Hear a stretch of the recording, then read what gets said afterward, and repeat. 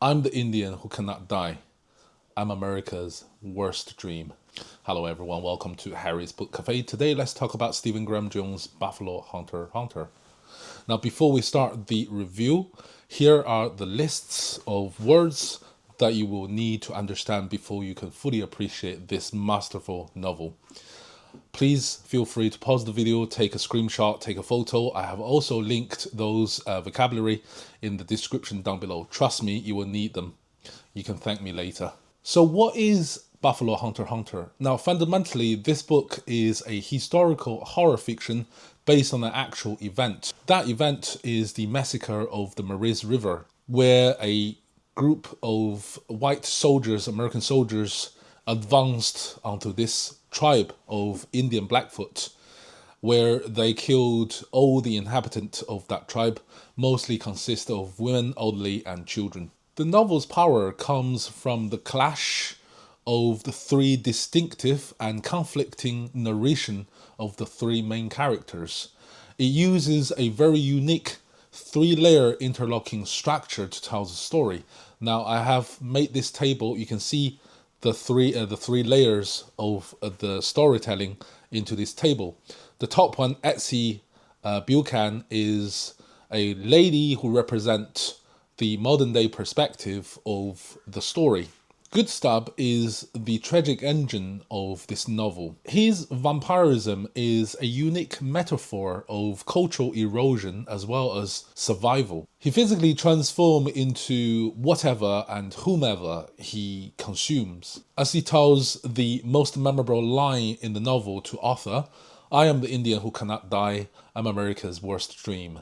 Arthur Buchan makes up the main parts of the novel. Arthur provides dark humor through his obsession of food and self-indulgent narration. His voice is intentionally purple, with fancy dictations, revealing his racist, flawed, and disturbingly human nature. Etsy Buchan is perhaps the weakest of the three characters. She tells the story from her perspective in the modern world. All three characters makes their own choices in this novel, and none of them are angels, and they have to live with regret to those choices that they have made. Stephen Graham Jones uses horror to explore profound historical and cultural themes. The true horror is not the vampirism, but genocidal history of colonization, the near extinction of the buffaloes, and of course the massacre of Prairie River. Goodstub's quest is a visceral historical justice. Jung intentionally complicates the morality. Goodstub is certainly no angel, quite the opposite in fact. He does a lot of horrific things in this novel, and yet he is the seeker of revenge, seeker of historical justice. Equally interesting is Arthur Buchan, a Lutheran pastor who records the confession of Goodstub into his journal/diary. During research of this book, I come across a phrase that's called purple prose. I've never heard that before.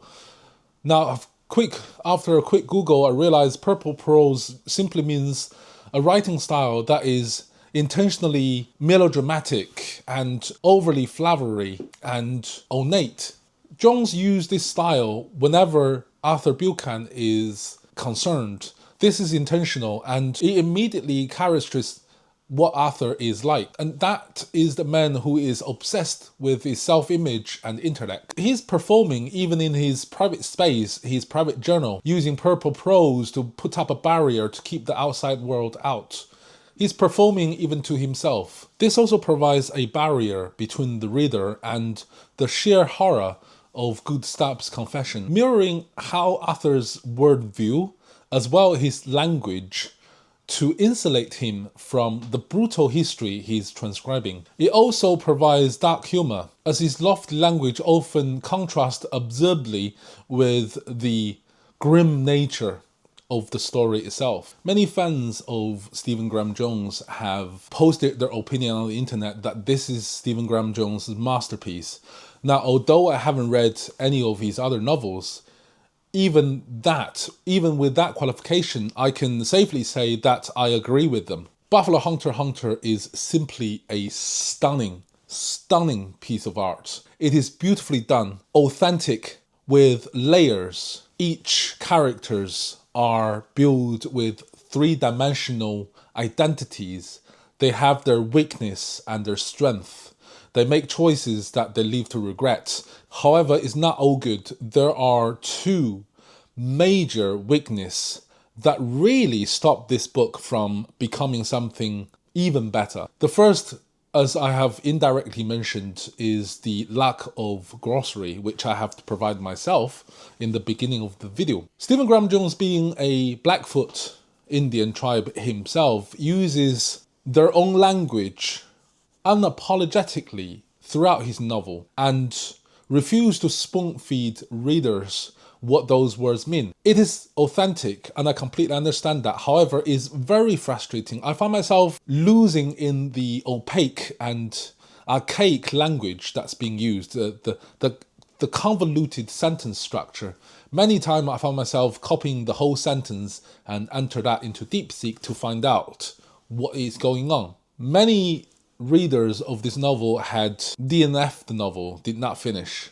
And I, again, completely understand. There are few occasions where I just thought, you know what, forget about this. This is just too difficult to plot through. And that is, as I said, a lack of glossary. Lack of glossary really made this novel a difficult subject matter to get into. The other is, as I have already mentioned, is the sentence structure and the archaic language that's being used, and those are predominantly concerning Arthur Buchan. As I've explained earlier, this is a deliberate choice of prose because the author wants to reflect who Arthur is like. Those convoluted, flowery language can really reflect the man that he is.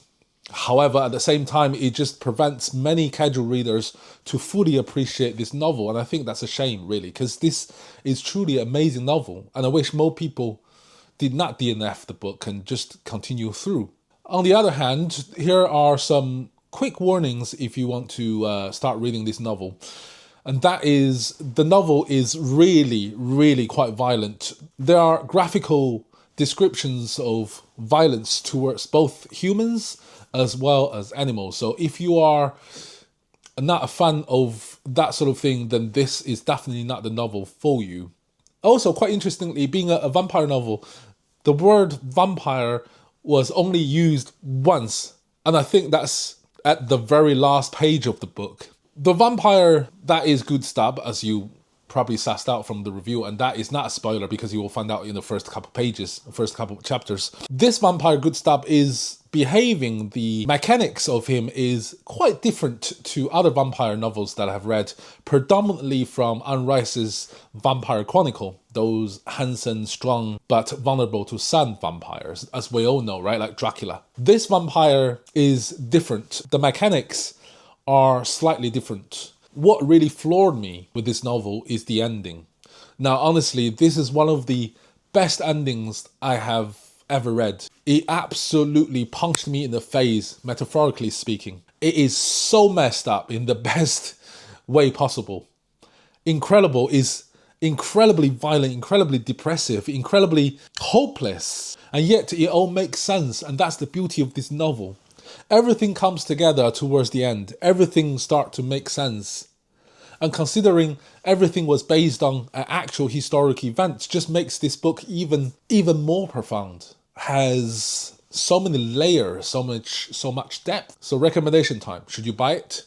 Should you borrow it? Should you skip it? My recommendation is that you should definitely, despite all this weakness that we have talked about, despite all that, you should really, really buy it and put it on your bookcase. It is a beautiful novel, as you can see. The artwork is just stunning. The story inside is stunning, and I'm sure it will make a worthy addition to your bookcase, to your book collection. So definitely go ahead and buy it. Now, guys, that's the end of this review. Producing reviews like this does take a lot of time and effort, and editing the videos and find out all these terminologies and translations for you. It does take a lot of time. So if you find the video is helpful, please give it a thumb up, share with your friend, and subscribe. And I shall see you in the next video. Cheerio, guys. Thank you for watching.